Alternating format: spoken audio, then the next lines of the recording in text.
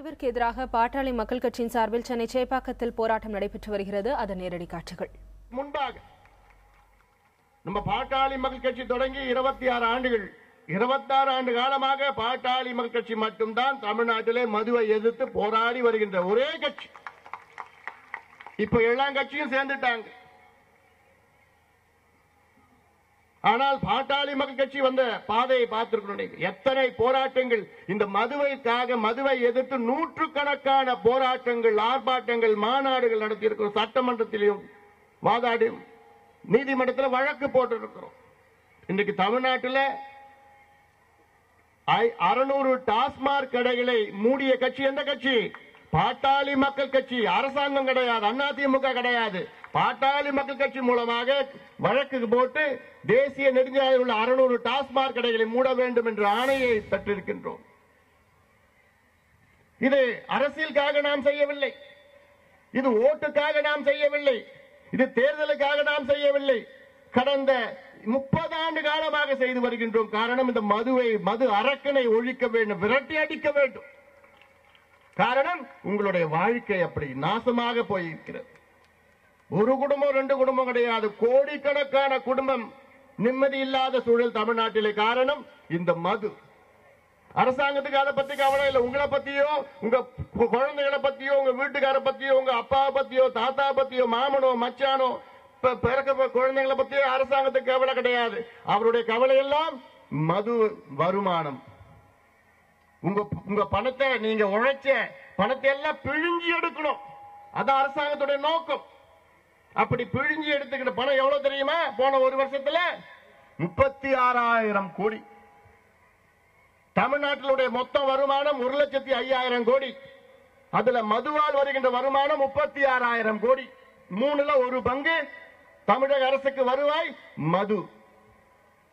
உலகத்தில் எந்த நாட்டிலேயோ அல்லது எந்த மாநிலத்திலேயோ மதுவை வைத்து பிழைப்பை நடத்துகின்ற அரசாங்கத்தை நாம் பார்த்தது கிடையாது. தமிழ்நாடு அரசாங்கத்தை தவிர மதுவை வைத்து பிழைப்பு நடத்துகின்ற அரசாங்கம். இங்கே மது விற்கவில்லை, மதுவை திணிக்கின்றார்கள். மது திணிக்கின்ற கொள்கை இங்கே தமிழ்நாட்டில் நடந்து கொண்டிருக்கிறது. கேவலம் வெட்கக்கேடுதல். இந்தியாவில் எங்கேயாவது ஒரு 4 வயது குழந்தை குடிக்கிறானா? தமிழ்நாட்டில் நடக்குது. இந்தியாவில் 15 வயது பெண் குடித்து ரகளை தெருவில் ரகளை படுத்துட்டு ரகளை செஞ்சுட்டு இருக்காளா? தமிழ்நாட்டில் நடக்குது. இந்தியாவில் 16 வயது பெண்கள் 4-5 பெண்கள் சேர்ந்து கூத்தா குடிச்சிட்டு இருக்காங்க. அங்கேயே இந்தியா நடக்குதா? தமிழ்நாட்டில் நடக்குது. இந்தியாவில் எங்கேயாவது 9வது படிக்கின்ற பிள்ளை யூனிஃபார்ம் சீருடையோட குடிச்சிட்டு அங்க ரோட்ல படுத்துட்டு போதையில படுத்துட்டு இருக்கானா? இந்தியாவில், தமிழ்நாட்டில் நடக்குது. இந்தியாவில் பள்ளிக்கூடத்தில் பெஞ்சை வித்து குடிக்கின்ற மாணவர்கள் எங்கேயாவது இருக்காங்களா? தமிழ்நாட்டில் நடக்குது. இதெல்லாம் தமிழ்நாட்டில் நடக்கின்ற சம்பவங்கள். யார் இந்த பிள்ளைகள்லாம்? நம்முடைய பிள்ளைகள், நம்முடைய பேர பிள்ளைகள், வருங்காலம்.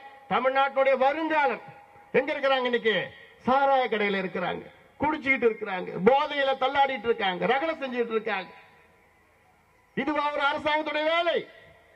ஒரு அரசாங்கத்துடைய வேலை மது விற்பது கிடையாது, மது திணிப்பது கிடையாது. ஒரு அரசாங்கத்துடைய வேலை உங்களுக்கு எல்லாம் தரமான இலவச கல்வி தருவது, நல்ல தரமான சுகாதாரம் தருவது, உங்கள் பிள்ளைகளுக்கு வேலை வாய்ப்பை உருவாக்குவது, விவசாயிகள் மகிழ்ச்சியாக இருப்பது, நல்ல சட்டம் ஒழுங்கை நிலைநாட்டுவது, நல்ல திறமையான நிர்வாகத்தை, வெளிப்படையான நிர்வாகத்தை, ஊழல் இல்லாத அரசாங்கம் தருவதை தான் தமிழக அரசுடைய வேலை, ஒரு அரசாங்கத்துடைய வேலை.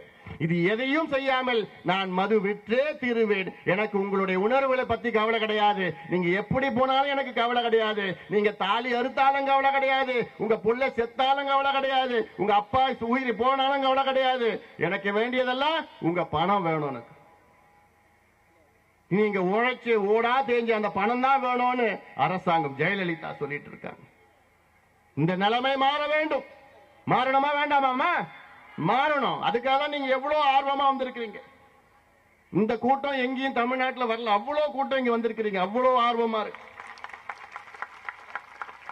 காரணம், சென்னையில தடுக்கி விழுந்தா ஒரு மதுக்கடை, டாஸ்மாக் கடை, தடுக்கி விழுந்தா ஒரு கடை இருக்கு. மருத்துவமனைகள் கிடையாது, மருந்து கடைகள் கிடையாது, ஆனா டாஸ்மாக் கடை இங்க பார்த்தாலும். இதற்காகத்தான் என்னுடைய இனிய நண்பர் சுவாமி அக்னிவேஷ் அவர்கள் டெல்லியிலிருந்து வந்திருக்கிறார். அவர் ஒரு மிகப்பெரிய போராளி. மதுவை எதிர்த்து சமூகத்தில் இருக்கின்ற அவலங்களை எதிர்த்து போராடுகின்ற ஒரு போராளி.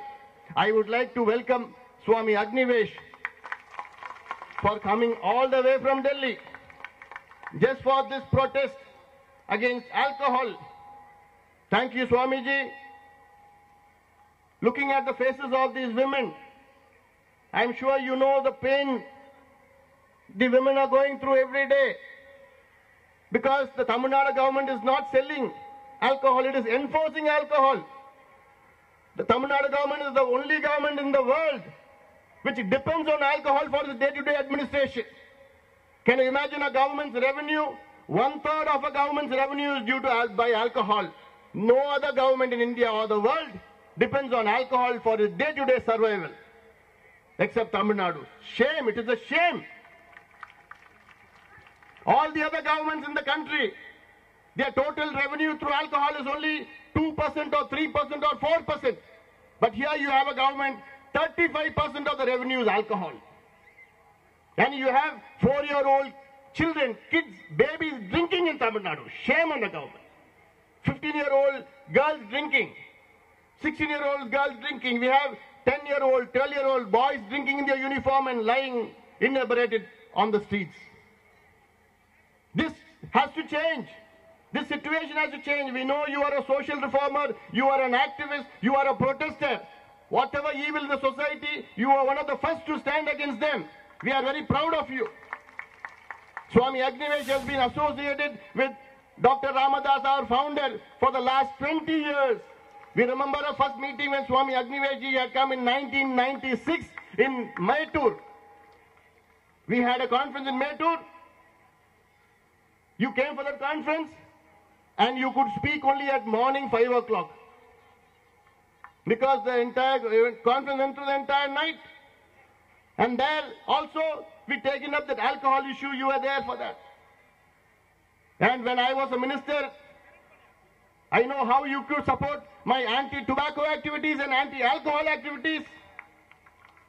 And again, once again, I would like to welcome you on behalf of all the women here. மதுவிற்கு எதிராக போராடிய சசி பெருமாளின் உயிரிழப்பிற்கு பின் தமிழகத்தின் பல்வேறு அரசியல் கட்சிகளும் மதுவிற்கு எதிராக போராட்டங்களில் ஈடுபட்டு வருகின்றன. அந்த வகையில் பாட்டாளி மக்கள் கட்சியின் இளைஞரணி தலைவர் அன்புமணி ராமதாஸ் தலைமையில் தற்போது சென்னை சேப்பாக்கத்தில் அந்த போராட்டம் என்பது நடைபெற்று வருகிறது. அதன் நேரடி காட்சிகளை